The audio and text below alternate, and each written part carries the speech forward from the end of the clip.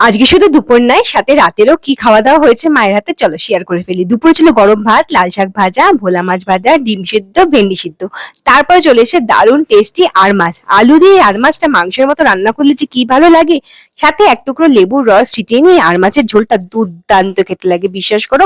মাংস পুরো ফেল, একদম দারুণ রান্না করে মা। মা সবকিছুই খুব দারুণ রান্না করে, মায়ের হাতে জাদু আছে।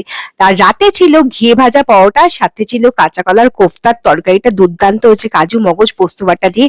সাথে ছিল এই ডাল মাখনিটা, সমস্ত রকম ভেজিটেবলস দিয়ে ঘি বাটার দিয়ে এই ডাল মাখনিটা দারুণ রান্না করেছিল মা।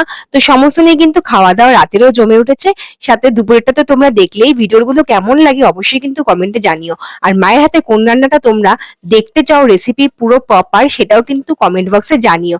তো চলো আজকের মতো টাটা, পরে আবার অন্য কোনো ভিডিও নিয়ে দেখা হবে।